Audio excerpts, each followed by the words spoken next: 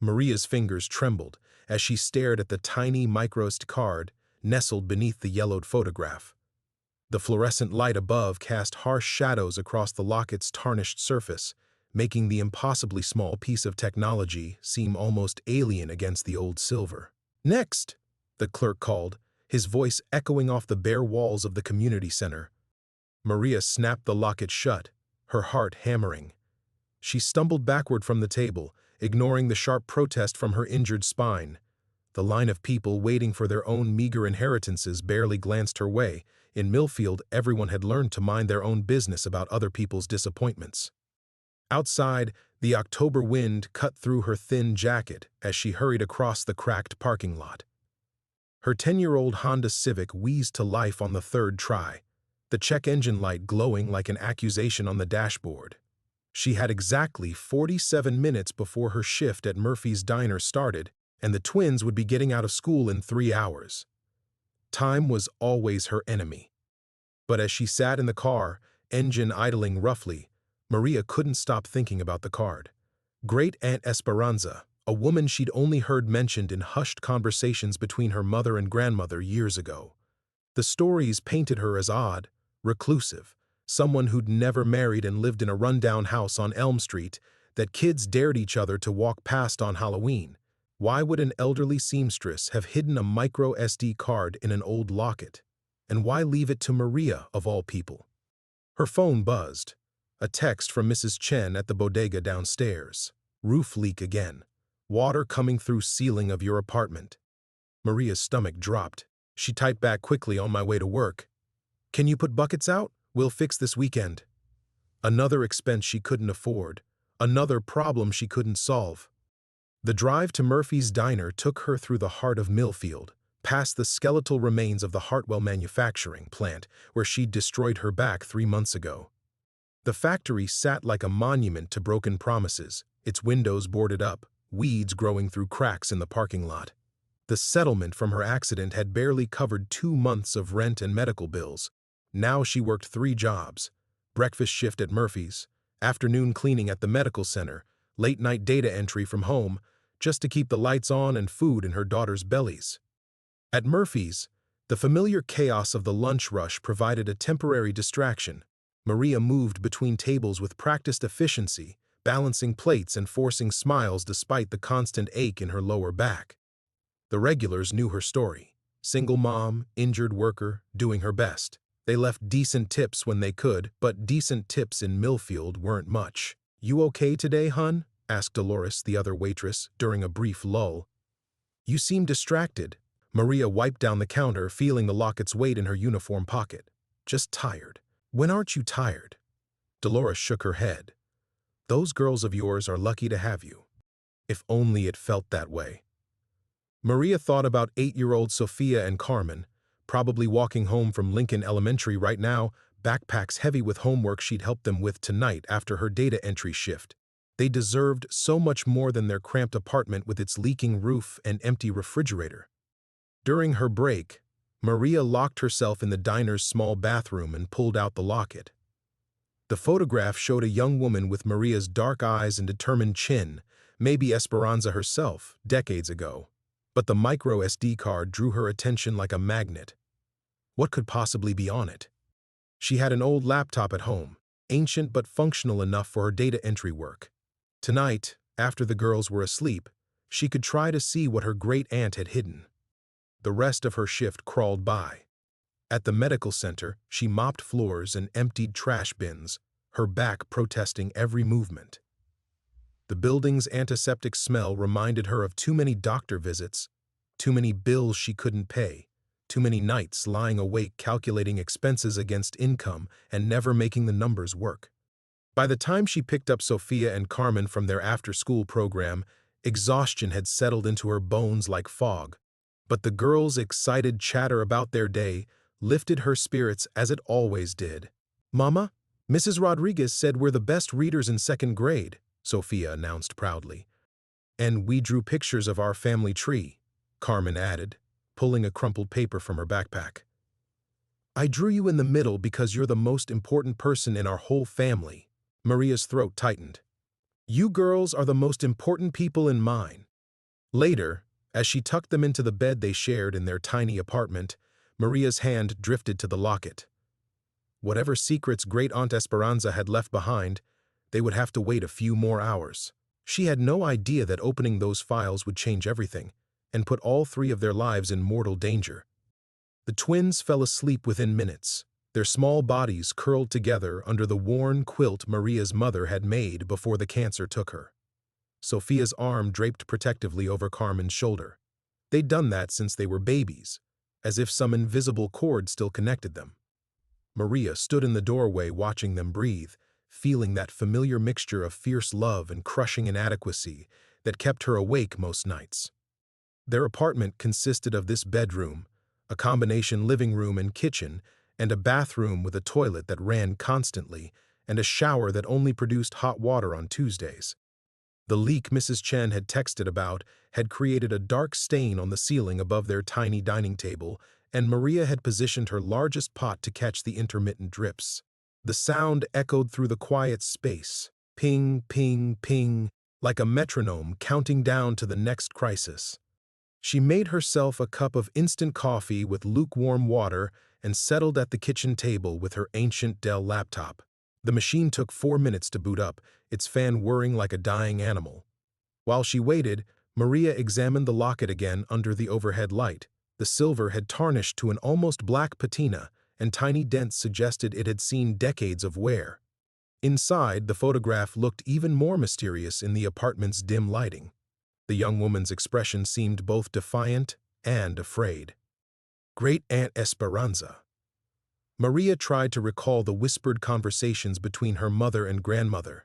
Something about Esperanza never marrying, about keeping to herself, about having no friends or visitors. After their grandmother died, the family had lost touch completely. Maria hadn't even known the old woman was still alive until the inheritance notice arrived. The laptop finally wheezed to life, and Maria carefully extracted the microSD card from the locket. Her hands shook as she inserted it into the card reader, a device she'd bought secondhand for her data entry work. The computer recognized the card immediately, but when she tried to open it, password prompts appeared for every file. Maria stared at the screen in frustration. Dozens of files with cryptic names, records 1995, 2003, transportation schedules, payment logs verified, contact network. Each one locked behind encryption she had no hope of breaking. She tried obvious passwords, Esperanza's name, various birth years, common number combinations. Nothing worked. After 20 minutes of failed attempts, she leaned back in the plastic chair and rubbed her eyes. Tomorrow was Saturday, which meant a double shift at Murphy's followed by her cleaning job at the medical center. She needed sleep. But as she prepared to shut down the laptop, one file caught her attention. Unlike the others, this one opened without a password prompt. It was titled simply for Maria. Her heart hammered as she double-clicked. A text document appeared, written in Spanish. Mi querida Maria, if you are reading this, then I am dead and you have found my locket. I pray you are the strong woman your grandmother claimed you would become, because what I am about to tell you will frighten you. The files on this card contain 27 years of evidence of crimes that touch many lives, perhaps yours as well. I could not fight this battle alone, but perhaps together we can find justice. The password is your daughter's names, no spaces, followed by the year your mother died. Trust no one in authority until you understand what you are fighting. They have eyes everywhere. Tu tia Esperanza. Maria's coffee mug slipped from her numb fingers, shattering against the linoleum floor. Coffee splashed across her bare feet, but she barely noticed. Her mind raced as she typed, Sofia Carmen 2019. The first file opened. What she saw made her stomach lurch. Spreadsheets filled with names, social security numbers, and payment amounts. Hundreds of names, maybe thousands. Many were obviously Latino: Rodriguez, Hernandez, Gutierrez, Santos. Next to each name was a status: processed, relocated, terminated, or pending. The amounts in the payment column ranged from hundreds to thousands of dollars. Maria opened another file labeled Transportation Schedules, Routes, Dates, and Pickup Locations throughout Ohio, Pennsylvania, and West Virginia. Cryptic notes about cargo and processing facilities. Her hands trembled as the implications began to sink in. The third file contained photographs, images of official documents, birth certificates, social security cards, immigration papers, all bearing the seal of Millfield County offices, all signed by people whose names Maria recognized from local news and community meetings. Her phone buzzed with a text from an unknown number. "Stop looking, or your daughters will disappear too." Maria's blood turned to ice. She slammed the laptop shut, her breath coming in short gasps.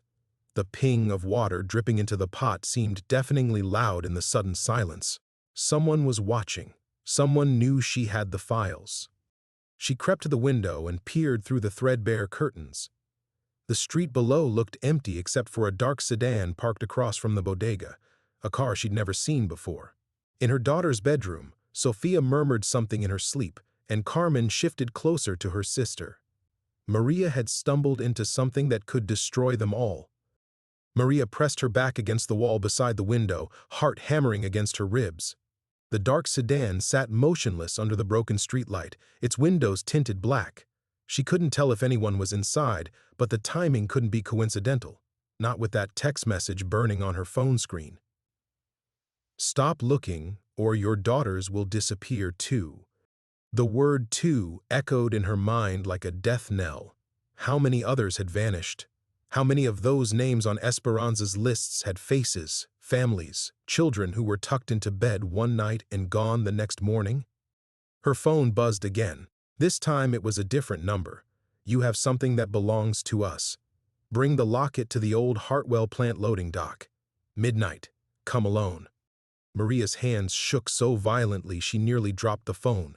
The Hartwell plant, where her back had been destroyed, where her old life had ended. They wanted her to return to the place that had already broken her once.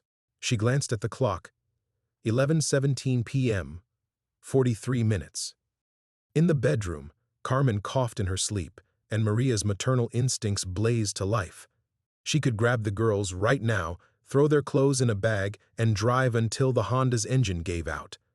Start over somewhere else with new names and no forwarding address. But where could a broke single mother hide from people who had government connections, people who trafficked human beings like cattle? Another text arrived. "Your daughters look peaceful when they sleep." Sophia has her thumb in her mouth. Carmen's holding that stuffed elephant. Maria bit her fist to keep from screaming. They were watching right now. They were close enough to see through the girl's bedroom window, close enough to... She forced herself to think rationally. If they wanted to take Sophia and Carmen, they already would have. This was psychological warfare, designed to make her panic and comply.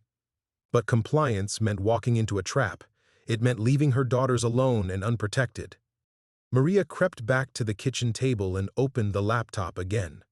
The files filled the screen. 27 years of evidence, Esperanza had written. 27 years of documenting crimes while living in fear, collecting proof that powerful people were stealing lives and identities and government benefits. And now those same people wanted it back. She scrolled through more files, her eyes burning from the screen's glare. Transportation schedules that showed regular routes through Millfield, payment logs that detailed thousands of dollars changing hands, contact networks that included names she recognized from city council meetings, from the local courthouse, from the county commissioner's office. One name appeared repeatedly: Deputy Director James Morrison, Department of Social Services. Maria knew that name. He'd been featured in the Millfield Gazette just last month, accepting an award for his work with immigrant families. Another file contained audio recordings. Maria clicked on one dated 3 weeks ago. Esperanza's elderly voice, shaky but determined. October 8th. Saw Morrison's van at the old textile warehouse again. Third time this month. License plate matches transportation schedules. They're using county vehicles to move people. I counted 12 individuals going in, but only 8 coming out. Where are the other 4? Maria's stomach lurched. Esperanza hadn't just been collecting evidence, she'd been actively investigating. How long had the old woman known she was being watched? How long had she lived with the same terror that was now coursing through Maria's veins? Her phone rang. An unknown number. Maria stared at it, paralyzed, until it went to voicemail. Seconds later, a text arrived. Listen to your messages. With trembling fingers, she accessed her voicemail. A mechanical, digitized voice spoke. You have 22 minutes, the locket for your daughter's safety. This is not negotiable. But as the message ended, Maria heard something else, a sound she recognized. The distinctive squeal of the bodega's back door, the one Mrs. Chen never bothered to fix because it served as an early warning system for break-ins. Someone was in the building. Maria crept to her apartment door and pressed her ear against the thin wood. Footsteps on the stairs, slow, deliberate, trying to be quiet. More than one person. She had minutes, maybe less. Grabbing the micro SD card from the laptop, Maria shoved it back into the locket and clasped the chain around her neck. The files were too important to destroy, too dangerous to surrender. Esperanza had died protecting this evidence, died trusting that Maria would be strong enough to continue the fight. The footsteps reached the second-floor landing. Maria made her choice. She wouldn't run and she wouldn't surrender, but she also wouldn't let her daughters become casualties in a war they hadn't chosen. She grabbed her phone and typed a message to her neighbor 3 buildings down. Rosa, whose teenage son sometimes babysat the twins, emergency. Need you to take Sophia and Carmen for the weekend. Bringing them now. The doorknob to her apartment rattled softly. Maria slipped into the girl's bedroom and gently shook Sophia awake. Mija, we need to go visit Rosa, right now. Don't ask questions. The real battle was about to begin. Sophia blinked in confusion, her small hand rubbing sleep from her eyes. Mama, what's wrong? Nothing, baby. We're just going to have a sleepover at Rosa's house. Maria's voice came out steadier than she felt, even as the footsteps in the hallway grew closer. She could hear whispered voices now, at least 2 men, maybe 3. But as Maria reached for Carmen, doubt crashed over her like a wave. What was she doing? These weren't ordinary criminals. These were people with government connections, people who could make entire families vanish without a trace. Running to Rosa's might only put another family in danger. And then what? Hide indefinitely? Live in constant fear while looking over their shoulders? Carmen stirred as Maria touched her shoulder, and the little girl's peaceful face in the dim light made Maria's resolve crumble. Her daughters had already lost so much. Their father who'd abandoned them before they could walk, their grandmother to cancer, their stable home when Maria's injury destroyed her factory job. Now she was about to drag them into a nightmare that had nothing to do with them. The doorknob rattled again, more insistently this time. Mama, I'm scared, Sophia whispered, suddenly wide awake. Maria's hands shook as she gathered Carmen's limp form. Her younger daughter was always the heavier sleeper, dead weight in Maria's arms as her back screamed in protest. Every movement sent lightning bolts of pain through her damaged spine, a constant reminder of her own fragility, her own limitations. How could she protect anyone when she could barely protect herself? The weight of the locket around her neck felt enormous, like an anchor dragging her toward the bottom of a dark ocean. Esperanza's evidence, 27 years of documentation, proof of crimes that reached into the highest levels of government. But what good was evidence if it only got more people killed? What good was justice if it left Sophia and Carmen orphaned? Maybe she should just give them what they wanted. Hand over the locket, destroy the files, pretend none of this had ever happened. Maria had survived this long by keeping her head down, by not making waves, by accepting that people like her didn't fight people like them and win.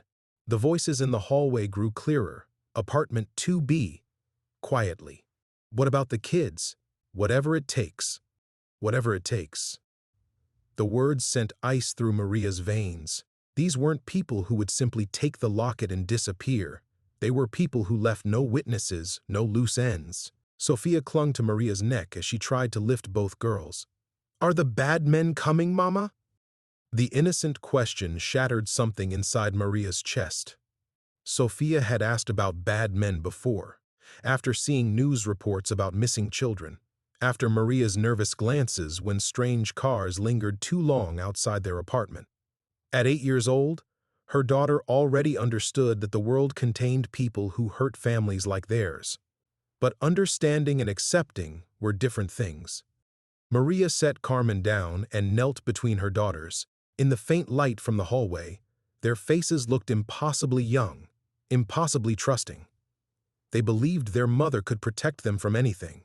They didn't know that protection sometimes meant making choices that felt like surrender. "Listen to me," she whispered, pulling them close. "We're going to play a game, a quiet game. We're going to crawl to the window and climb down the fire escape. Then we're going to run to Rosa's house as fast as we can. Can you do that for Mama?" Carmen nodded sleepily, but Sophia's dark eyes searched Maria's face. "What about you?" The question hung in the air like smoke. What about her? She could run with them, spend the rest of their lives looking over their shoulders. She could give up the evidence and hope these people kept their word about leaving the family alone. She could fight back and risk everything on the slim chance that truth actually mattered more than power. All the choices felt wrong. The hallway fell silent, an ominous quiet that meant the men had stopped talking and started acting.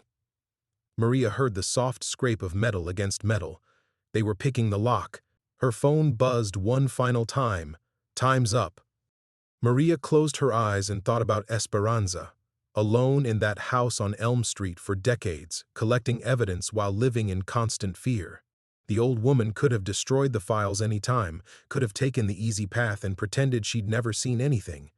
Instead, she'd chosen to document every crime, to preserve every piece of proof, to trust that someone would eventually be brave enough to finish what she'd started. But bravery and stupidity looked identical in the dark. The lock clicked open. Maria grabbed Sophia's hand and yanked the bedroom window open, cold October air rushing into the stuffy room. The fire escape groaned under their weight as she helped her daughters through the frame. Behind them, she heard her apartment door creak open, footsteps crossing the threshold into her home, the sanctuary she'd fought so hard to maintain. "Down now," she whispered, guiding Carmen's small feet to the metal rungs. The rusty ladder stretched 2 stories to the narrow alley behind the bodega, where dumpsters and broken glass created a maze of shadows. Sophia moved with surprising agility, her bare feet silent on the cold metal. Carmen whimpered softly as the wind cut through her thin pajamas, but she followed her sister without complaint. Maria's back seized with each downward step, her damaged spine protesting every movement, but she forced herself to keep going. Above them, muffled voices drifted through the open window. "Not here. Search everything."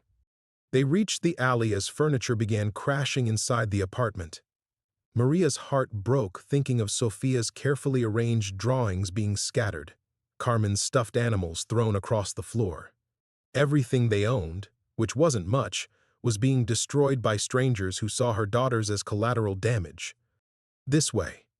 Maria led them through the maze of dumpsters toward Rosa's building 3 blocks away. The girls' bare feet slapped against cold pavement, and she realized with growing horror that this was no temporary displacement.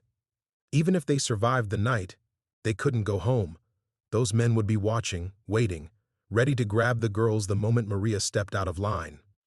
As they hurried down the empty street, Maria felt the weight of Esperanza's locket against her chest.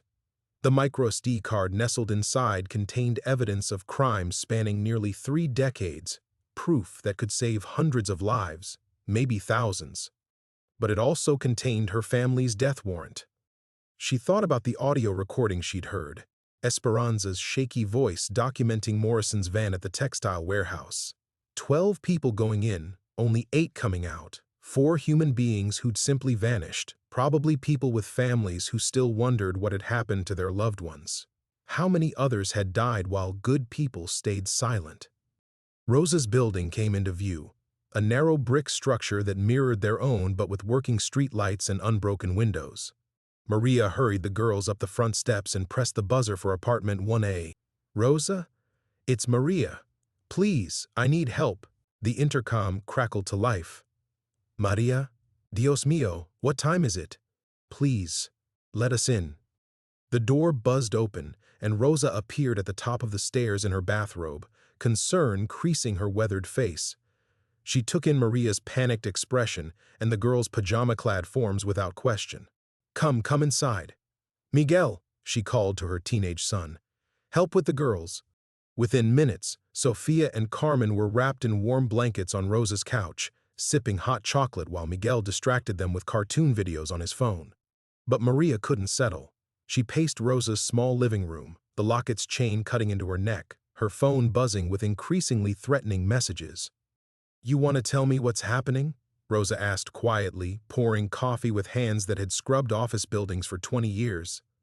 Maria stared out Rosa's front window. No dark sedans yet, but they would come. These people had resources, connections, patience. They would find her. If something happens to me, Maria said, will you take care of my girls? Rosa's cup rattled against its saucer. ¿Qué estás diciendo?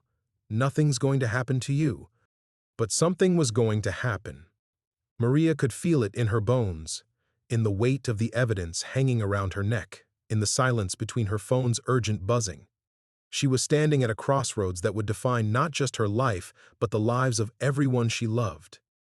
On Rosa's couch, Carmen had fallen asleep against her sister's shoulder. Sofia watched the cartoon with heavy-lidded eyes, but Maria caught her daughter glancing toward the door, toward her mother, with an awareness that no 8-year-old should possess. Maria made her decision. She couldn't spend the rest of their lives running. She couldn't surrender evidence that might be the only chance at justice for hundreds of victims, and she couldn't let her daughters grow up in a world where powerful people trafficked human beings without consequence. Keep them safe, Maria whispered to Rosa. No matter what happens, keep them safe. She kissed Sofia and Carmen goodbye, breathing in the scent of their shampoo, memorizing the weight of their small bodies against hers. Then she walked to Rosa's door and opened it. The threshold between her old life and whatever came next yawned before her like an abyss. Behind her, Sofia called out sleepily, "Mama?" Maria stepped into the hallway without looking back. The war Esperanza had started was now hers to finish. The hallway felt colder than the October night, each step echoing like a countdown towards something irreversible. Maria's phone had gone silent. No more threats, no more ultimatums. The sudden quiet felt more ominous than all the buzzing combined. She made it halfway down the block before she realized she was being followed. Not the heavy-footed men who'd ransacked her apartment, but someone else. Light footsteps that matched her pace, staying just far enough behind to blend with the ambient sounds of the sleeping neighborhood. Maria's damaged back protested as she quickened her walk, but she didn't dare look over her shoulder. At the corner of 3rd and Madison, a figure stepped out from behind a parked truck. Maria's heart hammered against her ribs until she saw the woman's face, elderly, Hispanic with silver hair pulled into a neat bun, despite the late hour. She wore a heavy coat and carried herself with the careful dignity of someone who'd spent decades navigating dangerous situations. "You're Esperanza's great niece," the woman said quietly. It wasn't a question. Maria's hand instinctively moved to the locket beneath her shirt. "Who are you?" "My name is Elena Vasquez. I worked with your great-aunt."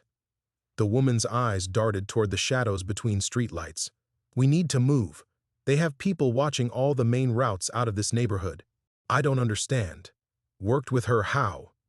Elena started walking, her pace brisk despite her apparent age. Esperanza wasn't just documenting these crimes, Mia. She was part of a network, people trying to help the ones who escaped, trying to collect enough evidence to bring down the entire operation. Maria fell into step beside her, questions tumbling over each other. What network? Why didn't she tell anyone? Why didn't she go to the police? Because half the police are on Morrison's payroll. Elena's voice carried the weight of bitter experience. Local FBI, too. When you're fighting corruption that reaches into government agencies, you learn to trust very carefully. They turned down a narrow alley Maria had never noticed before, picking their way between overflowing dumpsters and broken glass. The older woman moved with surprising agility, clearly familiar with routes that avoided main streets and security cameras. "How many others are there?" Maria asked. "In this network?" "Fewer than there used to be." Elena's tone turned grim. 3 of our people have died in the past 6 months. Car accidents, heart attacks, a house fire. All very convenient for Morrison's operation. The implications hit Maria like a physical blow. They're killing anyone who gets close to the truth. Which is why Esperanza hid the most damaging evidence in that locket. She knew they were closing in on her. Elena stopped walking and turned to face Maria directly. What she collected, it's bigger than just local trafficking.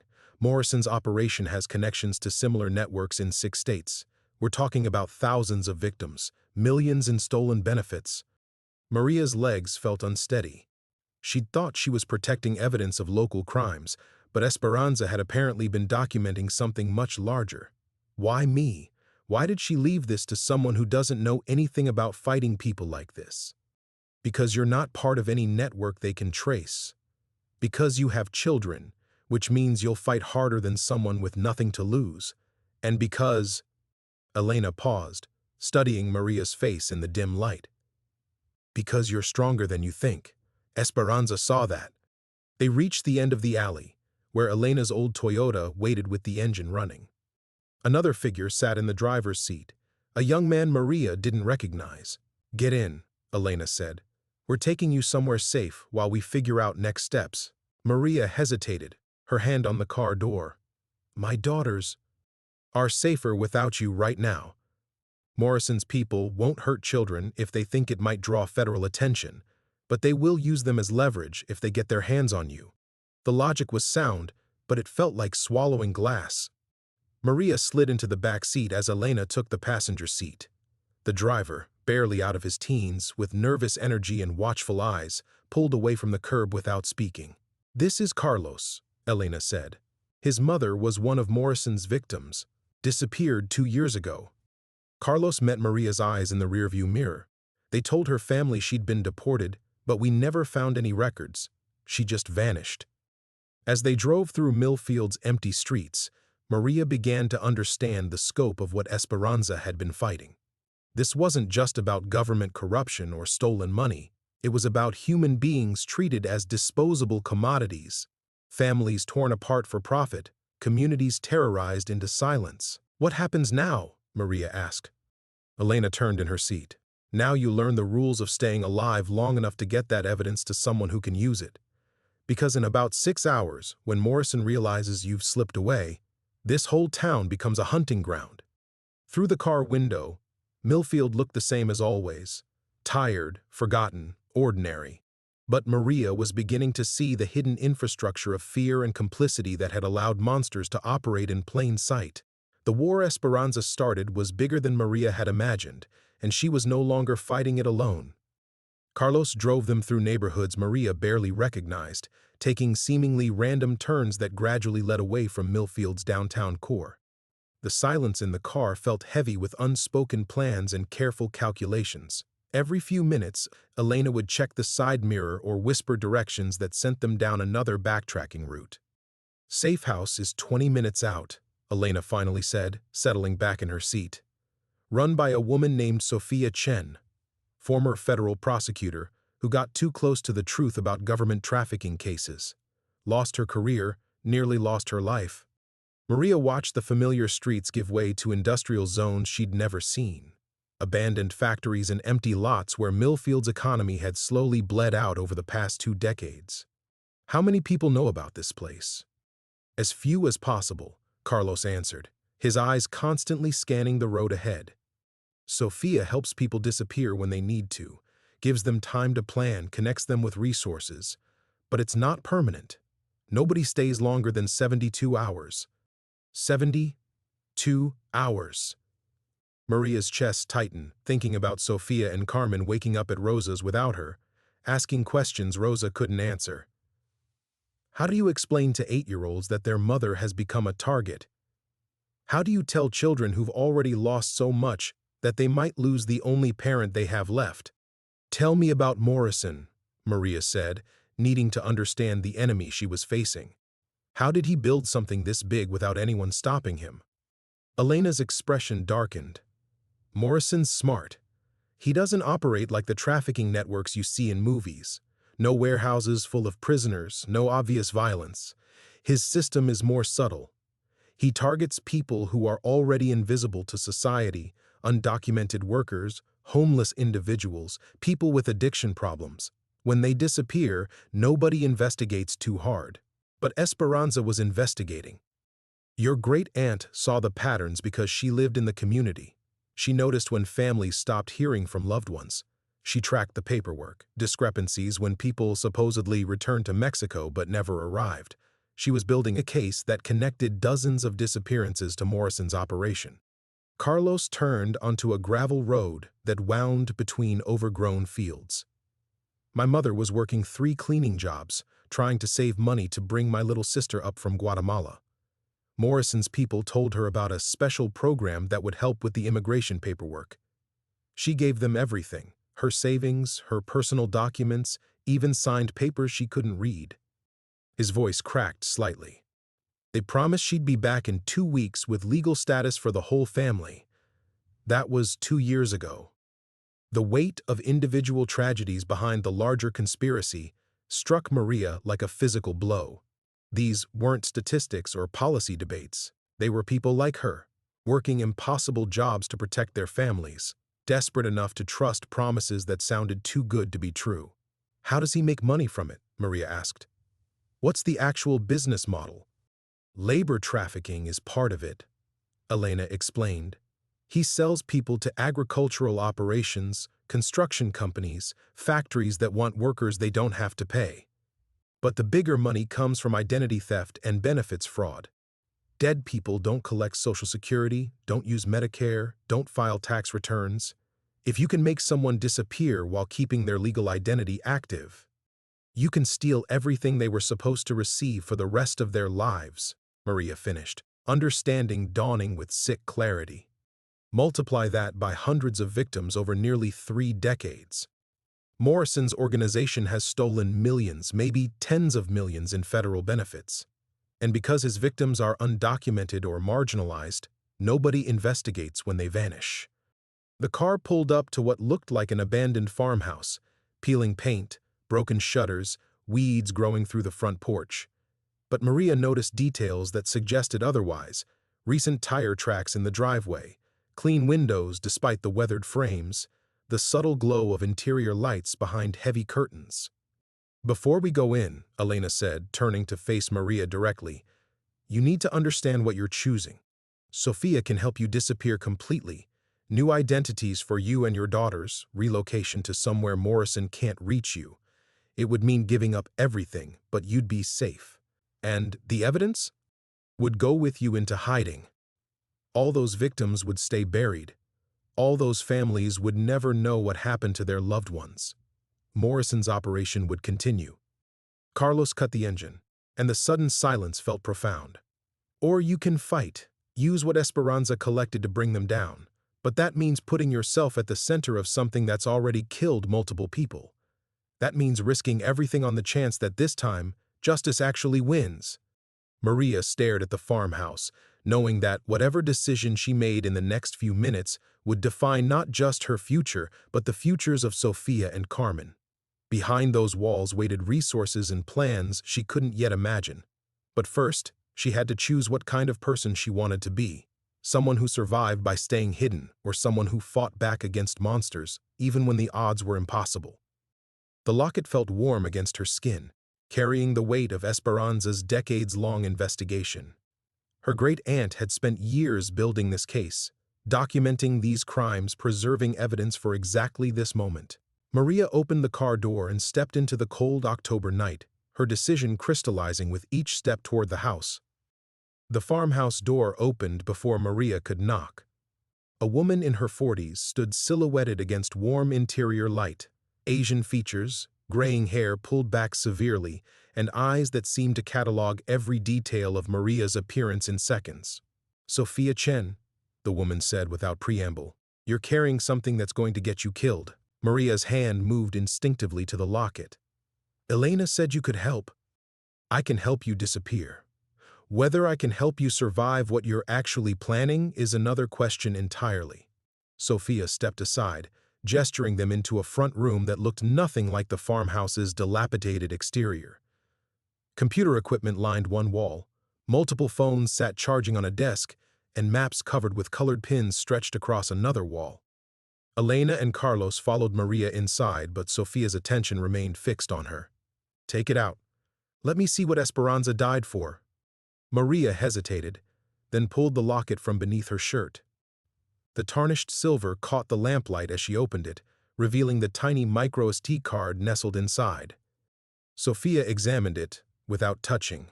Esperanza was meticulous. If she compressed 3 decades of evidence onto something that small, it's going to be devastating. It's also going to be a death sentence for anyone who tries to use it. "How many people has Morrison killed to protect this secret?" Maria asked. "Directly? Maybe a dozen over the years. Indirectly?" Sofia gestured toward the wall of maps. "Each of those pins represents a disappeared person we've connected to his operation. We're approaching 400 confirmed cases." The number hit Maria like a physical blow. 400 people, 400 families like Carlos's, wondering what happened to someone who simply vanished. 400 lives reduced to colored pins on a map. "Show me," Maria said quietly. Sofia led her to the wall. The pins clustered heavily around Millfield, but spread outward in a pattern that encompassed parts of Ohio, Pennsylvania, West Virginia, and Indiana. Different colors marked different years, different types of victims, different methods of disappearance. "This red section represents people who supposedly chose to return to their home countries," Sofia explained. Morrison's people would approach families, claim the government was offering voluntary deportation with guaranteed re-entry visas.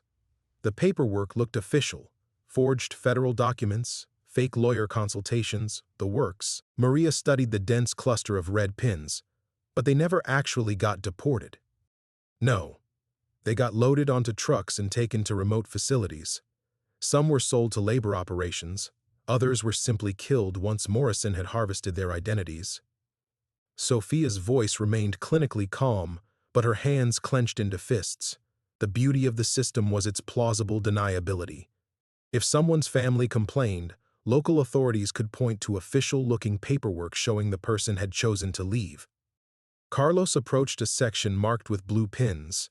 "These are the labor trafficking cases.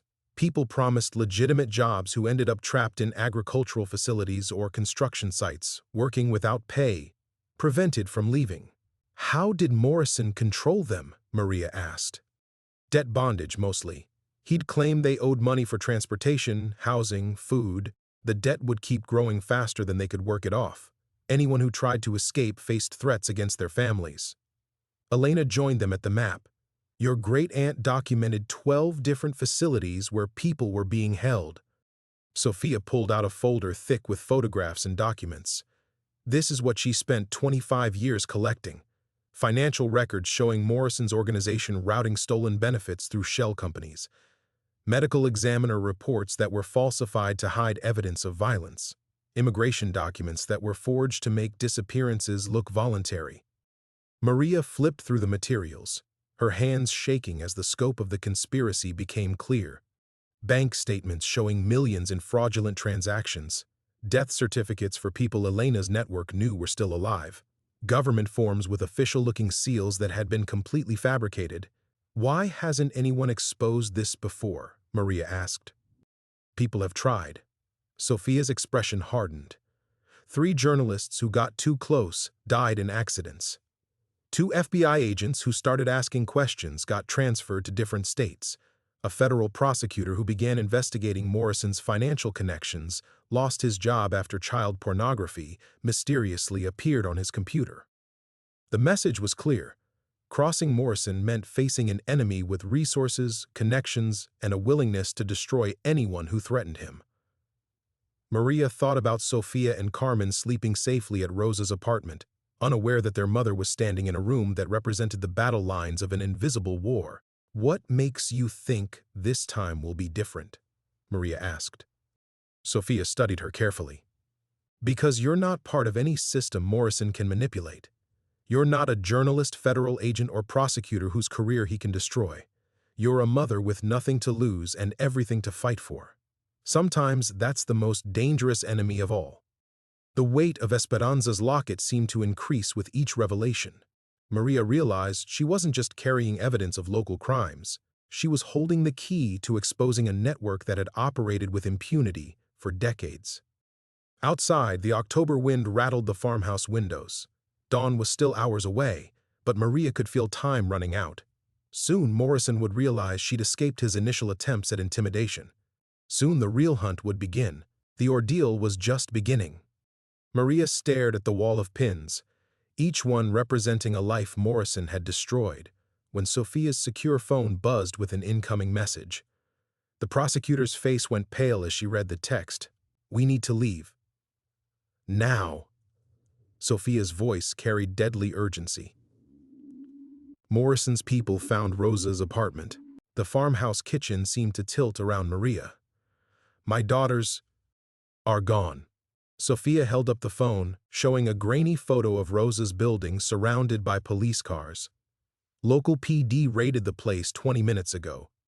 Arrested Rosa on drug charges that mysteriously appeared in the system this morning. The girls are in emergency custody. Maria's legs gave out. She gripped the edge of the kitchen table as the room spun, her worst nightmare materializing with clinical precision. Morrison hadn't just found her. He'd struck at the one thing that mattered more than her own life. "Where are Sophia and Carmen now?" The words came out as a whisper. Elena checked her own phone, her expression grim. "Emergency services placed them with a temporary foster family. But here's the problem. The foster coordinator who made the placement is Morrison's cousin. The girls aren't in protective custody, they're hostages." The locket around Maria's neck felt like it was burning through her skin. 3 hours ago, she'd been a struggling single mother trying to make ends meet. Now her daughters were trapped in a system Morrison controlled. Payment for her decision to keep digging into Esperanza's evidence. Carlos moved to the window, peering through the curtains. 2 vehicles just pulled into the driveway. Black SUVs. Sophia was already moving, grabbing hard drives from her computer setup and shoving them into a bag. "There's a back exit through the basement. Maria, give me the locket." "No." Maria's hand closed protectively over the silver pendant. "It's the only leverage I have.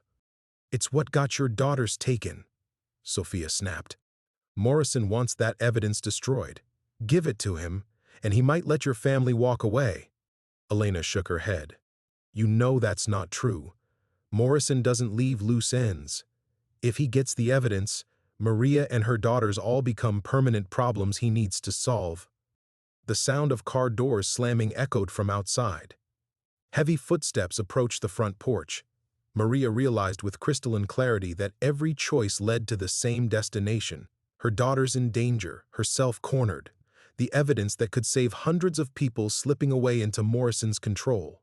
"How long do we have?" Maria asked. "Maybe 3 minutes before they breach the front door," Carlos reported from his position at the window. "Back route leads through half a mile of open field. They'll see us running." Sophia finished destroying her computer equipment with practiced efficiency. "Maria, this is your last chance to make a deal.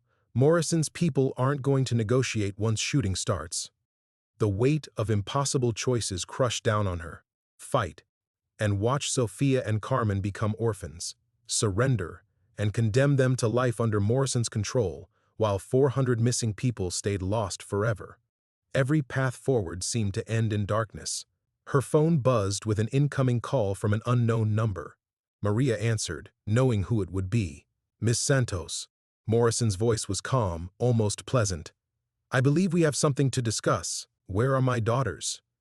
"Safe and comfortable, provided you make the right choice in the next few minutes. I'm told you're currently surrounded by some very dangerous people who've filled your head with heroic nonsense about exposing conspiracies." Through the kitchen window, Maria could see figures moving between the trees. Morrison had brought enough firepower to level the farmhouse. This wasn't a negotiation, it was a demonstration of absolute control. "What do you want?" she asked. "A simple trade. The evidence your great-aunt stole, in exchange for your daughter's safety. You walk away from this farmhouse empty-handed, and by tomorrow morning, you're reunited with Sophia and Carmen. You continue this misguided investigation, and I'm afraid Child Services will discover some very disturbing things about your fitness as a mother." Elena was shaking her head frantically, but Maria barely saw her. The prosecutor's warnings about Morrison's broken promises felt distant compared to the immediate reality of her daughters in danger. "How do I know you'll keep your word?" Morrison's laugh was genuinely amused. "Because killing you would be messier than simply discrediting you. Dead mothers attract federal attention. Mothers who lose custody due to drug problems and mental health issues disappear into bureaucratic systems where nobody asks follow-up questions." The farmhouse's front door exploded inward. Armed figures in tactical gear flooded through, weapons raised, shouting commands that echoed off the kitchen walls. Sophia's escape plan had been an illusion. Morrison had already won before the conversation started. Maria looked at Elena, at Carlos, at Sophia's wall of evidence representing decades of careful investigation. Then she thought about Sophia and Carmen, 8 years old and terrified, wondering why their mother wasn't coming to save them. Her hand moved to the locket's clasp. Everything Esperanza had died for was about to disappear into Morrison's control, and the war for justice was already lost. The locket's clasp clicked open under Maria's trembling fingers. But instead of surrendering the micro SD card, something shifted in her mind as she stared down at it. The tiny device caught the overhead light, and suddenly she understood what she was truly holding, not just evidence of Morrison's crimes, but proof of her own family's hidden history. "Wait," Maria whispered, her voice cutting through the tactical team's shouted commands. The memory hit her like a physical blow, Esperanza's last visit 3 years ago, when she insisted on taking Sophia and Carmen to get proper documentation for school enrollment. Morrison's men hesitated at her sudden stillness. Weapons still trained on the room's occupants. Through her phone, she could hear Morrison breathing, waiting for her surrender. But Maria was remembering details she dismissed at the time. How Esperanza had returned from that documentation trip with an odd smile, how she'd hugged the girls extra long, how she'd whispered something in Spanish that Maria hadn't quite caught. "Ahora están protegidas." Now they're protected.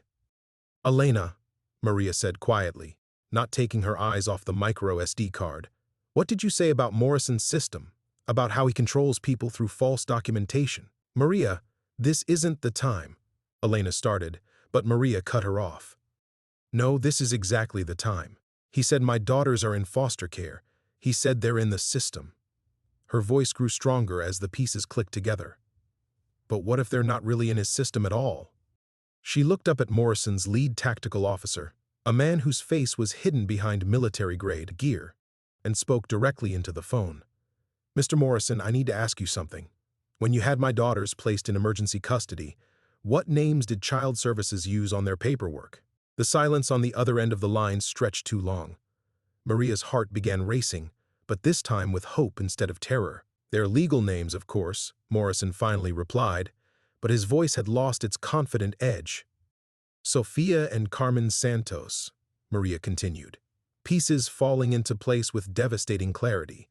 "Except that's not who they really are in the federal database, is it?" She turned to Elena, understanding blooming across her face. Esperanza didn't just document Morrison's crimes. She learned how his system worked well enough to beat it. When she took my daughters to get school documentation 3 years ago, she was protecting them the same way she'd been protecting herself. Elena's eyes widened as she grasped the implications. She gave them new legal identities, clean ones that Morrison's people couldn't access or manipulate. "The girls Morrison thinks he has in custody aren't my daughters," Maria said, her voice growing stronger with each word. "They're decoys, children with false documentation designed to look like Sophia and Carmen Santos. My real daughters are somewhere else entirely, protected by whatever network Esperanza built." The tactical team leader was speaking rapidly into his radio, requesting clarification from Morrison. Through her phone, Maria could hear the sound of papers being shuffled, urgent conversations happening in the background. Carlos moved slightly, and Maria caught his eye. Almost imperceptibly, he nodded toward the basement door. Sophia was still clutching her bag of hard drives, but her expression had shifted from defeat to calculating assessment of new possibilities. "You're bluffing." Morrison's voice came back through the phone, but the certainty was gone. "Am I?" Maria asked, Because if I'm right, your entire threat just collapsed. You're holding the wrong children, which means you've just committed kidnapping with federal implications, and I still have the evidence that destroys your entire operation." She could hear Morrison barking orders to his people, demanding verification of the children's identities, demanding answers his organization clearly didn't have ready. The system he'd used to control hundreds of victims was suddenly working against him. "Here's what I think happened," Maria continued, buying time as she watched Sophia and Elena exchange meaningful glances. "Esperanza knew you were getting close to discovering her investigation. She knew you'd eventually come after our family. So, she spent 3 years setting up a protection scheme that used your own methods against you." The tactical team was growing restless, their leader still waiting for clear orders from Morrison. In that moment of uncertainty, Maria saw the truth that changed everything. Morrison's power came from controlling information and systems, but he'd never encountered an opponent who understood his methods well enough to turn them into weapons. "The real question," Maria said into the phone, "is what happens now that you've revealed your hand and lost your primary leverage? Because I'm betting Esperanza didn't just protect my daughters. I'm betting she protected the evidence too." She closed the locket, but kept her hand wrapped around it. The device inside wasn't just documentation of past crimes. It was the key to a protection network that had been years in the making, designed by a woman who'd spent decades studying her enemy. The war wasn't over. It was just beginning. And for the first time, Maria realized she might actually have the weapons to fight back. The silence stretched for 10 seconds that felt like hours. Maria watched the tactical team leader press his hand against his earpiece, his body language shifting from confident authority to confused uncertainty. Through her phone, she could hear Morrison's voice growing sharper as he barked questions at people who clearly didn't have answers. "Sir, we're getting conflicting information on the children's identities," the team leader finally said into his radio, his words audible in the farmhouse's tense quiet. Elena stepped closer to Maria, her voice low but urgent. "If you're right about Esperanza creating new identities for Sophia and Carmen, then somewhere in that microst card is information about where they really are." Maria's mind raced through the implications. Her great-aunt hadn't just been documenting Morrison's crimes, she'd been building a counter-operation sophisticated enough to protect an entire family. The $5 inheritance wasn't an insult. It was a key to a system Maria was only beginning to understand. Sophia moved toward her computer bag, speaking quietly to Carlos. "If Morrison's people are scrambling to verify the children's identities, we have maybe 20 minutes before they sort this out. We need to access that micro SD card and find Esperanza's protection protocols." "Maria," Morrison's voice cut through the phone, no longer calm and controlled. "Whatever game you think you're playing ends now. I have resources you can't imagine. I will find your real daughters, and when I do—" "No," Maria interrupted, surprising herself with the steel in her own voice. "You won't. Because Esperanza spent 25 years studying how you operate, and she was smarter than you gave her credit for." She thought about her great-aunt's final visit, remembering details that had seemed insignificant at the time. How Esperanza had asked detailed questions about Sophia and Carmen's school schedules, their friends' families, their daily routines. How she'd taken photos of every room in their apartment, claiming she wanted to remember their home. How she'd insisted on walking the girls through their neighborhood, pointing out specific houses and businesses, making it seem like a grandmother's casual tour. Esperanza had been mapping escape routes and safe houses. She'd been creating a protection network that would activate the moment Morrison's people made their move. The tactical team leader was growing increasingly agitated, his radio conversations becoming more heated. Maria caught fragments. "No match in the federal database and documentation appears to be falsified, and request immediate clarification on target identification." Carlos moved to the window again, but this time his assessment was different. "They're pulling back. 2 of the vehicles just left." Morrison's operation was unraveling in real time. His power had always depended on information superiority and systematic control, but he was discovering that someone had spent years turning his own methods against him. "Elena," Maria said, her voice steady despite her racing heart. How long would it take to access the files on this micro SD card? With Sophia's equipment? 10 minutes, maybe less. Elena glanced toward the basement door. But we need to move. Morrison's going to regroup, and next time he won't make assumptions about what he's dealing with. Maria looked around the farmhouse kitchen.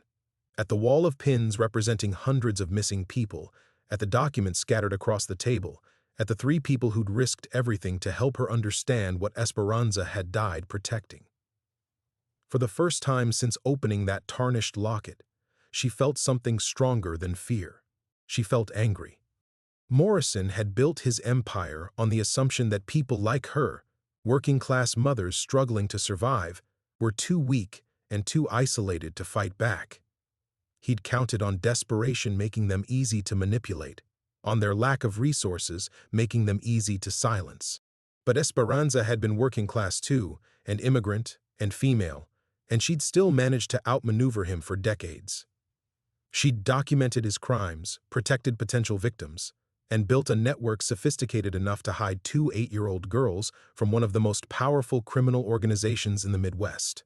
"We're not running," Maria announced, moving toward Sophia's computer bag. "We're finishing what Esperanza started." The tactical team leader was speaking into his radio again, but his tone had shifted from confident commands to requests for new orders. Morrison's entire operation had been based on controlling the narrative, but he was rapidly losing that control. Through the phone, Maria could hear papers rustling, urgent conversations, the sound of an organization realizing it had significantly underestimated its opposition. "Mr. Morrison," she said into the phone, her voice carrying a strength she didn't know she possessed. "Here's what's going to happen next. Your people are going to leave this farmhouse. You're going to release Rosa from custody, and you're going to pray that when I access these files, I find my daughter safe and healthy." She paused, watching the tactical team receive new orders through their radios. "Because if anything has happened to Sophia and Carmen, I'm going to make sure every piece of evidence Esperanza collected ends up in the hands of people who can't be bought, intimidated, or transferred to different states." The war was no longer about survival. It was about justice, and Maria Santos was ready to fight. The tactical team's retreat was slow and deliberate, but Maria could see the uncertainty in their movements. These were men accustomed to overwhelming force solving problems quickly, not psychological warfare that required improvisation. As the last SUV's taillights disappeared into the darkness, Maria felt the weight of her declaration settling on her shoulders like armor. "You realize there's no going back now," Elena said, her prosecutor's instincts already calculating the legal implications. "Morrison will throw everything he has at discrediting you, and he'll make sure it sticks this time." Maria was already following Sophia down into the basement, the micro SD card clutched in her palm. "He was never going to let me walk away. At least now I'm fighting instead of running." The basement had been transformed into a digital fortress. Multiple computers hummed behind surge protectors and cables snaked across the concrete floor like technological roots. Sophia's fingers flew across keyboards as she brought systems online, her movements carrying the precision of someone who'd spent years preparing for exactly this moment. "Esperanza taught me to build redundancy into everything," Sophia explained, inserting the micro SD card into a specialized reader. "Morrison's people could destroy this entire farmhouse, but the evidence would still exist in 12 different locations." The first files began appearing on screen, directories with names like transportation routes, document forgeries, and financial transfers. But Maria's eyes locked onto a folder marked Protección Familiar, family protection. "There," she said, pointing. "That's what we need." Sophia clicked the folder open, revealing dozens of subfiles organized by date and location. Maria's heart stopped when she saw entries for Sophia S. and Carmen S. with timestamps from 3 years ago. Elena leaned over Maria's shoulder as they read Esperanza's meticulous documentation. The plan was breathtaking in its complexity. New birth certificates issued through a sympathetic clerk in Cleveland, school enrollments under different surnames, even medical records transferred to a pediatrician in Columbus who specialized in helping undocumented families. "She didn't just hide them," Maria whispered, scrolling through pages of careful preparation. "She gave them entirely new lives."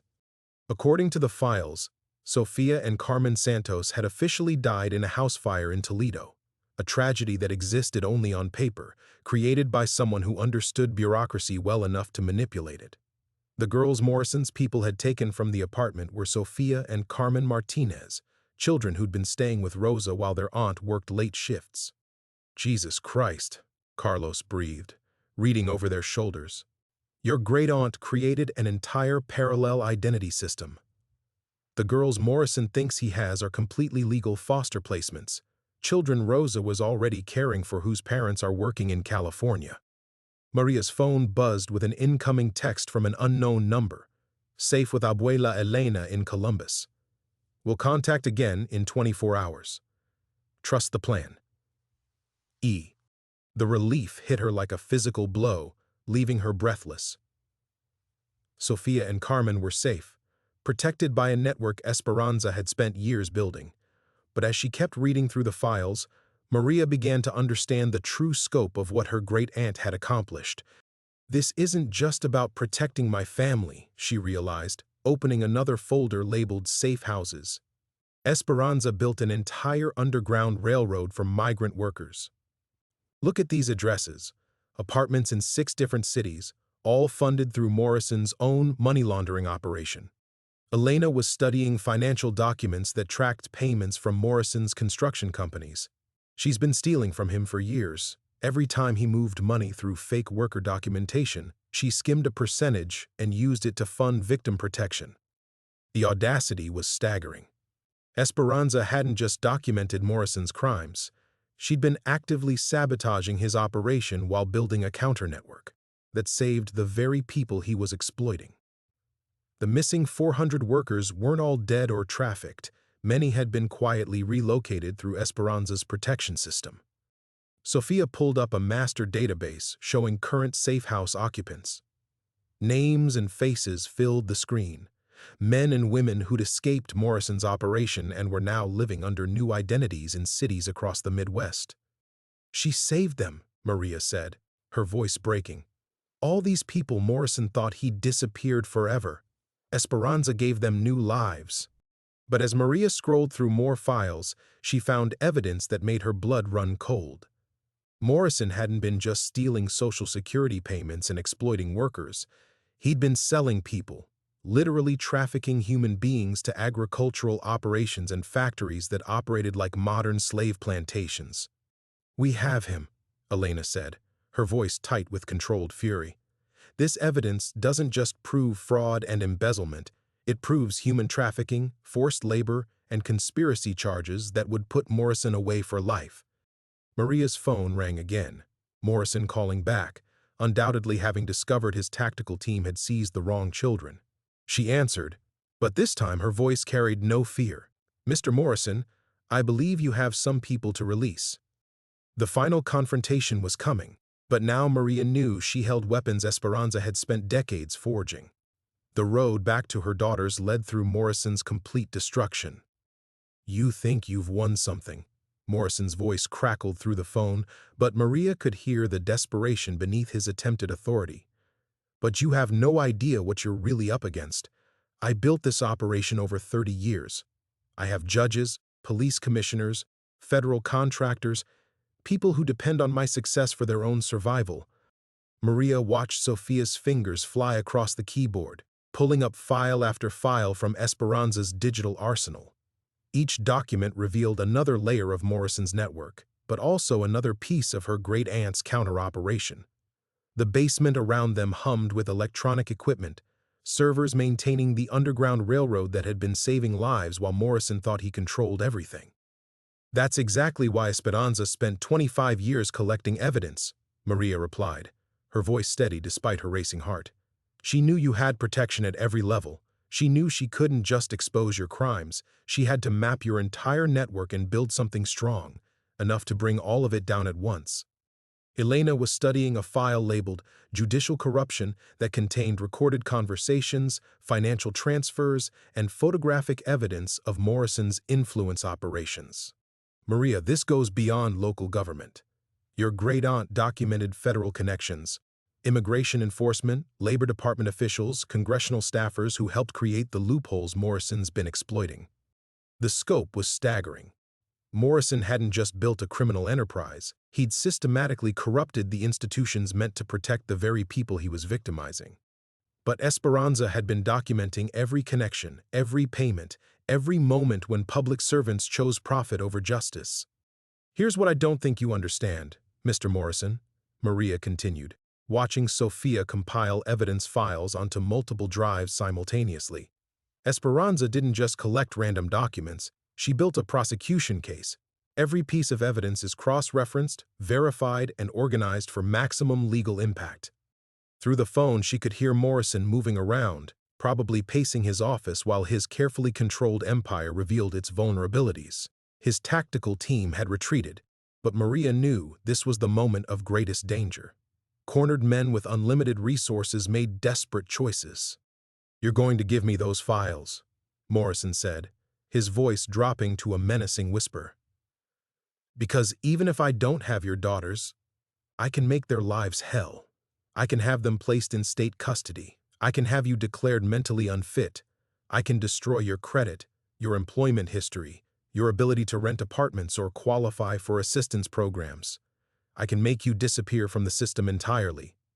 Maria felt the old fear trying to creep back, the terror of powerlessness that had defined her entire adult life. Single mothers like her lived always on the edge of catastrophe, one bureaucratic decision away from losing everything that mattered.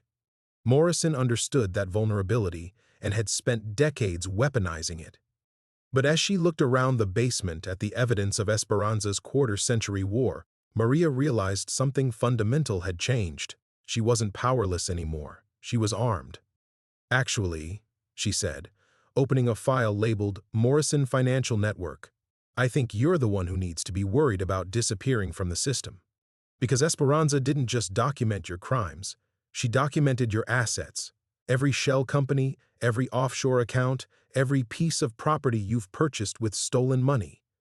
Sophia was nodding as she read through the financial evidence. "He's been systematically laundering money through construction projects that employ the workers he's trafficking. The same people he's exploiting are unknowingly building the infrastructure that hides his profits." Elena grabbed Maria's arm, her prosecutor instincts fully activated. "This is federal RICO territory. Organized crime, money laundering, human trafficking. If we can get this evidence to the right people, Morrison's entire network collapses simultaneously." But Maria was thinking beyond legal prosecution. She understood now that Morrison's real power came from his victims' isolation, their fear that fighting back would only make their situations worse. Esperanza had spent decades proving that resistance was possible, that systematic oppression could be systematically dismantled. "Mr. Morrison," Maria said into the phone, her voice carrying an authority she'd never possessed before, "you built your empire on the assumption that people like me would always be too afraid, too poor, and too powerless to fight back. But Esperanza proved you wrong. She was everything you thought made someone vulnerable, immigrant, working class, female, and she still outmaneuvered you for 25 years. She could hear Morrison's breathing growing heavier, could almost feel his desperation through the phone connection. "So here's what happens next," Maria continued, watching as Sophia finished compiling evidence packages for distribution to federal agencies, news organizations, and advocacy groups across the country. "You're going to release Rosa immediately. You're going to cease all operations involving forced labor and document fraud. And you're going to pray that when this evidence goes public, you have enough legitimate lawyers left to negotiate a surrender." The ultimate test wasn't about Maria's survival anymore. It was about whether justice was possible when the victims finally had weapons that matched their oppressors' power. Morrison's empire was about to discover what 25 years of methodical resistance could accomplish. The silence on the other end of the phone stretched for nearly 30 seconds before Morrison's laugh cut through the basement's electronic hum, a sound devoid of humor, sharp as breaking glass. "You really think you understand what you're dealing with," he said, and Maria heard the unmistakable sound of car doors slamming in the background. Esperanza thought she was clever too, right up until she realized that some games don't have rules. Maria's blood turned to ice water. Through the farmhouse's small basement windows, she could see vehicle headlights cutting through the darkness. Not the organized retreat of earlier, but something faster and more desperate. Morrison wasn't sending tactical teams this time. He was coming himself. "Sophia," Elena hissed. "How long until those evidence packages upload?" "4 minutes," Sophia replied, her fingers flying across multiple keyboards simultaneously. "But the servers are already backing up everything to remote locations. Even if they destroy this equipment—" The sound of splintering wood echoed from upstairs as Morrison's people kicked in the front door. No careful reconnaissance this time, no attempts at legal pretense. Carlos was already moving toward the basement stairs, his hand reaching for something Maria couldn't see in the dim light.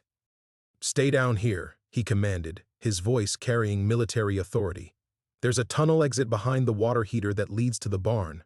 If this goes wrong—" "No." Maria stood up, surprising herself with the firmness in her voice. "I'm done hiding.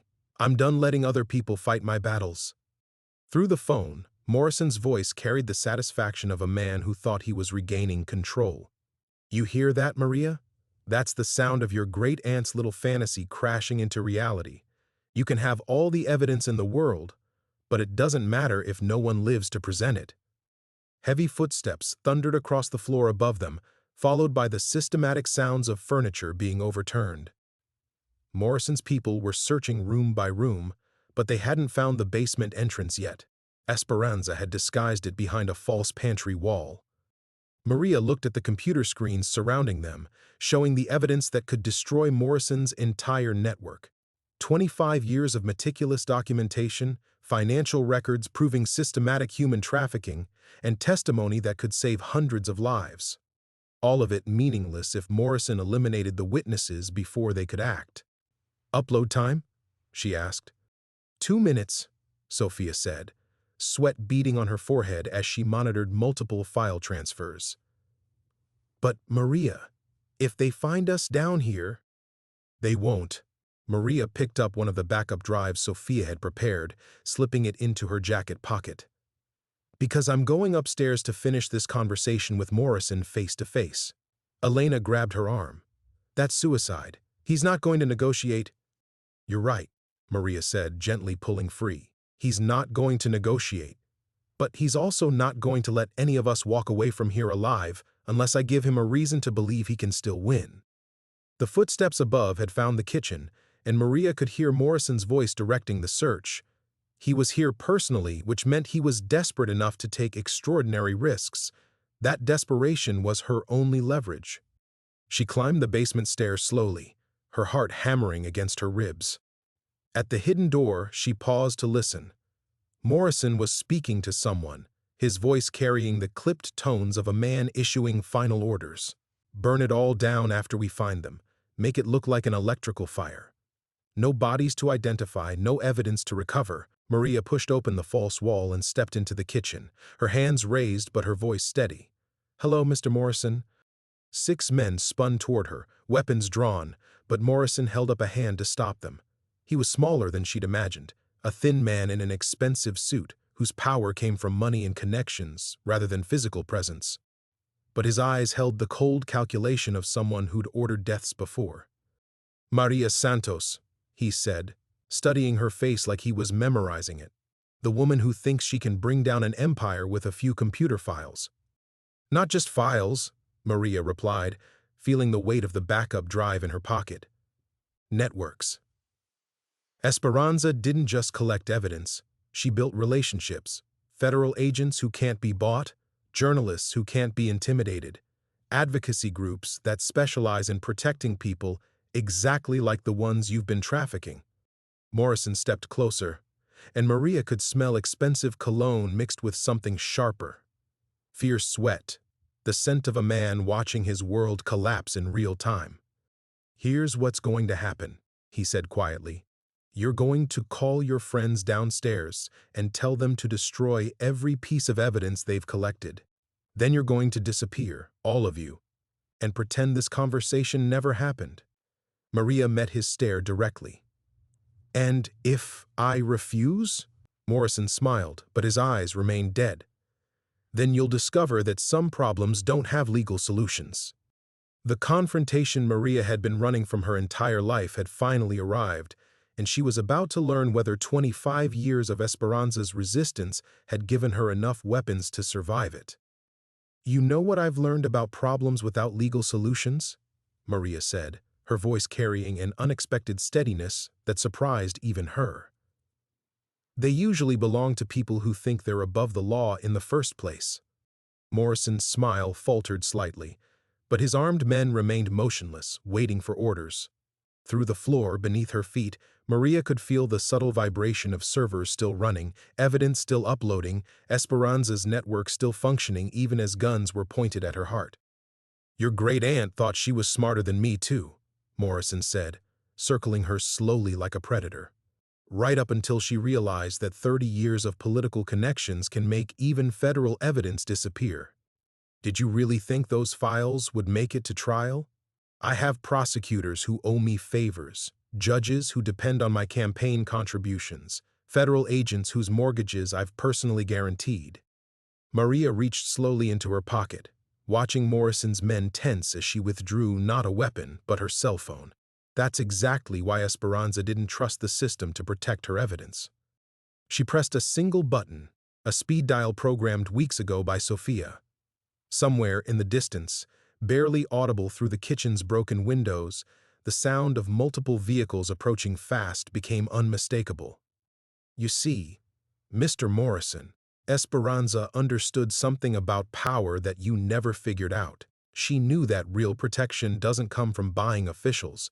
It comes from making your story too public to silence."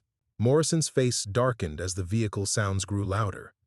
"What did you do?" "Live stream," Maria said simply. "Every conversation we've had tonight, every threat you've made, every admission of guilt, it's been broadcasting to news organizations in 12 cities. The basement servers aren't just uploading evidence files.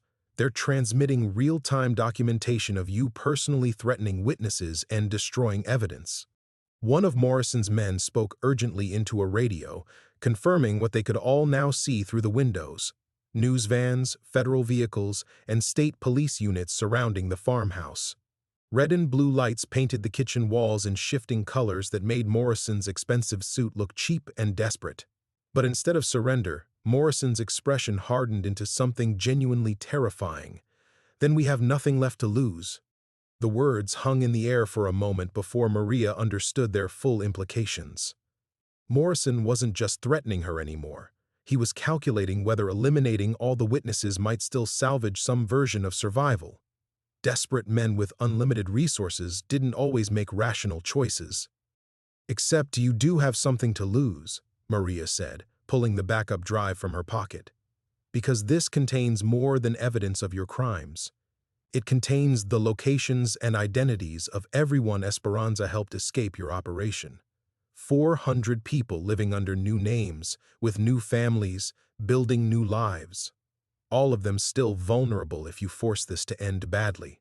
She held up the drive, and Morrison's eyes focused on it with laser intensity.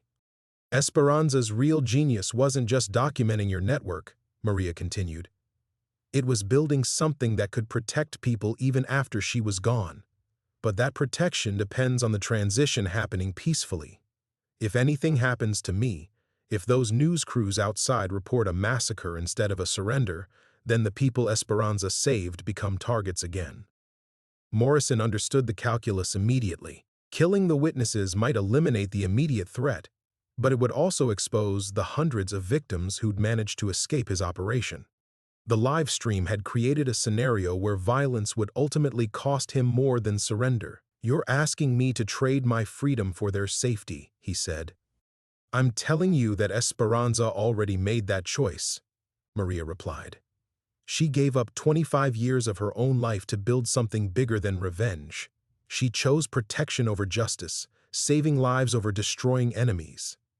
Through the windows, Maria could see federal agents establishing a perimeter, but their positioning suggested negotiation rather than assault. Sophia had done more than arrange media coverage. She'd coordinated with law enforcement contacts who understood the delicate balance of bringing down a network without destroying the victims it had created. Morrison looked around at his men, at the evidence of his empire crumbling in real time, at the choice between death and disgrace. "And what about your daughters? Even if I surrender, even if I go to prison, I still know where they are. I still have people who could—" "No," Maria said, and for the first time since entering the kitchen, she smiled. "You really don't. Because the greatest gift Esperanza gave me wasn't evidence of your crimes. It was proof that people like us don't have to stay victims forever. Sophia and Carmen aren't hiding from you anymore, Mr. Morrison. They're growing up in a world where your power doesn't reach." The sound of federal agents approaching the front door finally broke the standoff. Morrison looked at Maria one last time, searching for any sign of weakness, any leverage he might still possess. Instead, he found a woman who'd learned to inherit more than money from the dead. She'd inherited the knowledge that some sacrifices weren't losses, they were investments in futures that made the present suffering worthwhile. The reckoning Esperanza had spent decades preparing had finally arrived. The federal agents entered the kitchen with careful precision, weapons drawn but not aimed, their movements suggesting negotiation rather than execution. Morrison's men slowly lowered their guns as the reality of their situation crystallized. They were outnumbered, outmaneuvered, and completely exposed. Special Agent Rebecca Chen stepped forward, her voice calm but authoritative. "Mr. Morrison, I'm placing you under arrest for conspiracy to commit human trafficking, racketeering, and witness intimidation. You have the right to remain silent." Morrison's shoulders sagged as the handcuffs clicked into place. 25 years of carefully constructed power collapsing in a matter of minutes. He looked at Maria one final time, his expression shifting from rage to something approaching grudging respect. "Your great-aunt was a formidable opponent," he said quietly as Agent Chen led him toward the door. "I underestimated how thoroughly she'd prepared you." Maria watched him disappear into the swirling red and blue lights outside, feeling a strange emptiness where fear had lived for so long. The immediate danger was over, but the weight of what had just happened was only beginning to settle into her bones. Sophia and Elena emerged from the basement, both looking stunned by the sudden transition from mortal peril to federal protection. Carlos followed behind them, finally holstering the weapon Maria hadn't even noticed him carrying throughout the entire confrontation. "The upload's completed successfully," Sophia reported, her voice shaky with relief. "Every news organization on our list now has complete evidence packages. Morrison's network won't survive the morning headlines." Elena was already on her phone with federal prosecutors, coordinating the massive investigation that would be required to dismantle Morrison's empire piece by piece. "They're estimating at least 40 federal arrests by tomorrow afternoon," she said, covering the phone's mouthpiece. "His entire political network is about to collapse." But Maria found herself thinking about smaller victories. Rosa Martinez, who would be released from detention within hours, reunited with children who thought they'd lost her forever. The other workers still trapped in Morrison's network, who would wake up tomorrow in a world where their oppressor no longer had power over their lives. "What happens now?" Maria asked Agent Chen, who was coordinating the evidence collection with practiced efficiency. "Now we build cases," Chen replied, carefully bagging the backup drives that contained 25 years of Esperanza's documentation. "Your great-aunt's evidence is extraordinary, detailed enough to prosecute not just Morrison, but his entire network. We're looking at the largest human trafficking bust in Ohio's history."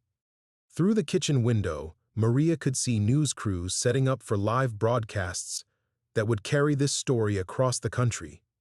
Somewhere in those reports, Esperanza's name would finally be spoken publicly, not as a victim, but as the architect of justice that had seemed impossible just hours before. Carlos placed a gentle hand on Maria's shoulder. "You should call your daughters," he said. "They've been worried." Maria realized she hadn't thought about Sophia and Carmen for the past hour. The first time since becoming a mother that immediate physical danger hadn't made her children her primary concern. The recognition felt strange, like discovering she could breathe underwater. She dialed the safehouse number with trembling fingers, and Carmen's voice answered on the first ring. "Mama, are you okay? The lady here said there were police cars and—" "I'm fine, mija," Maria interrupted, her voice breaking slightly.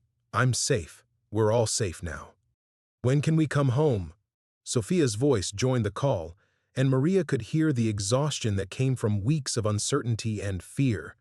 Maria looked around the kitchen where Morrison's empire had finally crumbled, at the federal agents carefully documenting evidence that would protect hundreds of families, at the proof that Esperanza's decades of sacrifice had created something lasting and powerful. "Soon," she said. "Very soon. But when you do come home, it's going to be to a different world than the one we left." Elena appeared beside her, holding a legal document that would formally establish Maria as Esperanza's heir, not just to money, but to a network of relationships and resources that extended far beyond Ohio. "Your great-aunt left very specific instructions about continuing her work," Elena said quietly.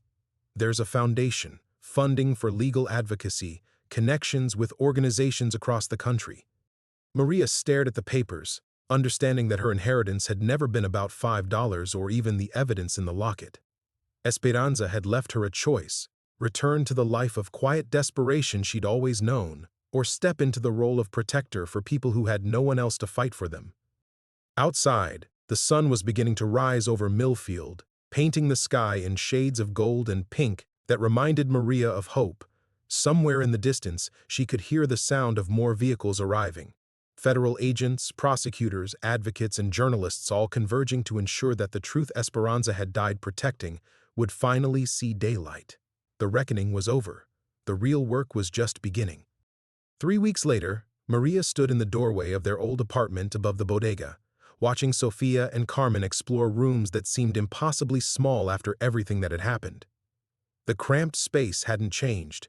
The same water stains on the ceiling, the same creaking floorboards, the same view of Millfield's industrial skyline through windows that never quite closed properly. But Maria felt like an alien visiting from another planet. "It smells weird," Carmen announced, wrinkling her nose at the stale air that had been trapped inside for nearly a month, like old sadness. Sofia ran her fingers along the kitchen counter, where Maria used to count pills for her back pain, calculating whether she could afford to take one after her double shifts. "Are we really staying here, Mama? I thought maybe after everything." Maria understood what her daughter couldn't quite articulate. The apartment represented the life they'd lived before, the version of Maria who worked 3 jobs just to afford rent, who accepted Morrison's system as an unchangeable reality, who believed that people like them didn't get to fight back against people like him. "We're staying," Maria said, but her voice carried a certainty that was entirely new. "But not because we have to, because we're choosing to." She walked to the kitchen table where she'd first opened Esperanza's locket, running her hand across the scarred surface that had witnessed so many moments of desperation. Now it held legal documents establishing the Esperanza Santos Foundation, bank statements showing accounts she was still learning to comprehend, and letters from families across the country whose lives had been touched by her great-aunt's network. "Mrs. Rodriguez from downstairs stopped by yesterday," Sofia said carefully, studying her mother's face. "She said people have been asking about us, about whether you're really the same Maria who brought down a congressman and exposed a 25-year trafficking operation." Maria finished, smiling at her daughter's diplomatic hesitation. "Yes, mija, I'm the same person, just more myself than I used to be." Carmen bounded over to the window, pressing her face against the glass. "Look, there's a news van across the street. Think they're here for you again." Maria joined her daughter at the window, recognizing the CNN logo that had become frustratingly familiar over the past few weeks. The initial media frenzy was finally dying down, but reporters still appeared periodically, hoping for follow-up interviews about the unlikely hero who'd inherited more than she'd ever imagined. "Probably," Maria said, "but they'll get tired of waiting eventually." What the reporters couldn't capture in their sound bites was how completely her relationship with fear had transformed. Not that she wasn't afraid anymore. Starting a foundation, testifying before federal grand juries, and speaking at conferences about labor rights created entirely new categories of terror. But the fear no longer paralyzed her. It had become fuel instead of poison. Elena arrived as they were unpacking boxes, carrying coffee from the good cafe downtown rather than the bitter convenience store brew Maria used to survive on.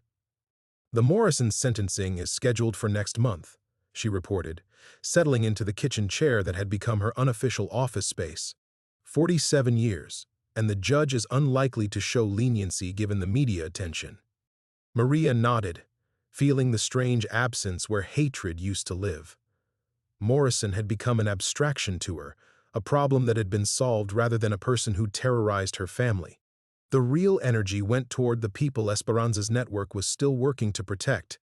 Rosa Martinez called this morning, Elena continued. Her youngest daughter starts college in the fall, full scholarship to study social work. She wants to dedicate her graduation to Esperanza.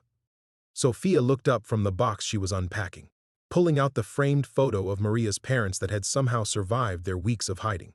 Mama, do you think Esperanza knew? When she left you the locket, did she know what would happen? Maria considered the question seriously, remembering the handwritten note that had accompanied the inheritance. For Maria, who inherited more than she knows. The words had seemed cryptic at the time, almost cruel given the $5 valuation. Now they felt prophetic.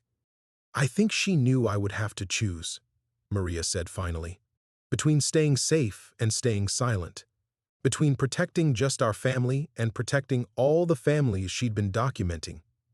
Carmen appeared beside them, holding the silver locket that now hung from a proper chain around Maria's neck. Can I see the secret compartment again? Maria opened the locket carefully, revealing the tiny space where the micro SD card had waited for 25 years. It was empty now, the evidence safely transferred to federal prosecutors, but the hollow felt pregnant with possibility rather than loss. It's your turn now, she told her daughters, understanding finally what Esperanza had really left her. Not just evidence of injustice, but proof that ordinary people could document, resist, and ultimately transform the systems that oppressed them. Outside their window, Millfield looked exactly the same as it had a month ago.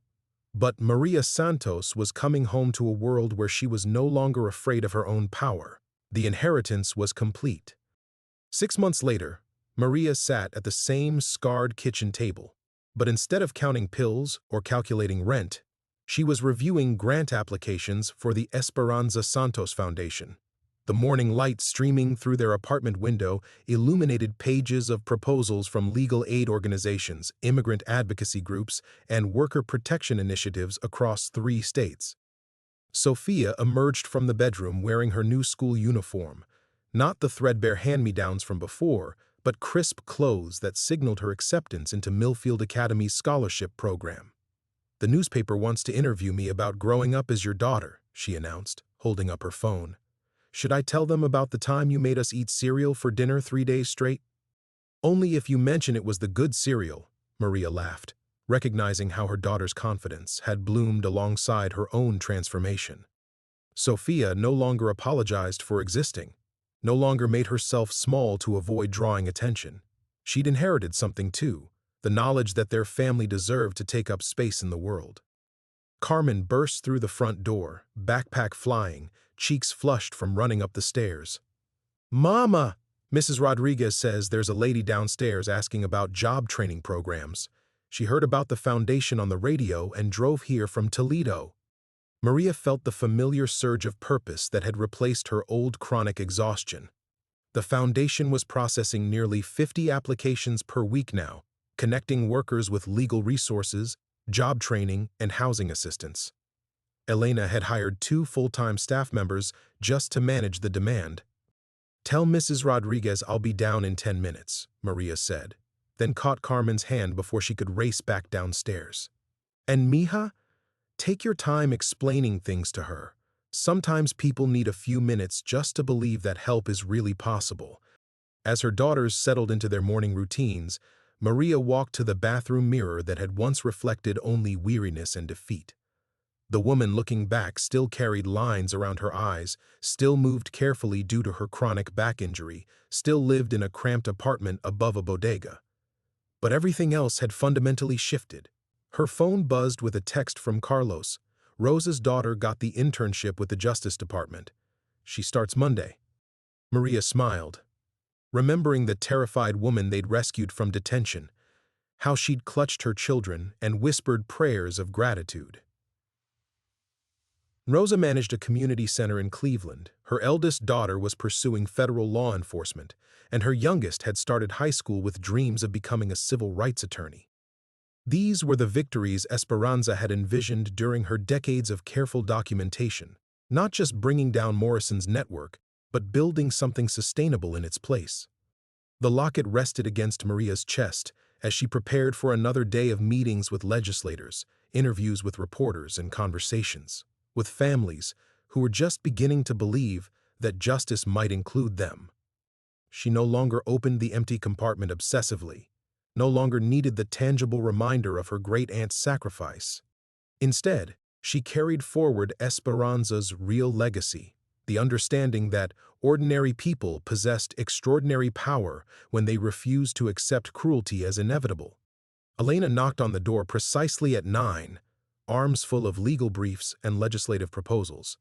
The foundation was supporting 3 bills in the state legislature, strengthening worker protections, expanding legal aid funding, and creating oversight mechanisms to prevent future trafficking operations. The Toledo woman brought 17 other families with her, Elena reported, settling into her usual chair. They've been organizing carpools to drive down here ever since they heard about our services. We might need to open a satellite office.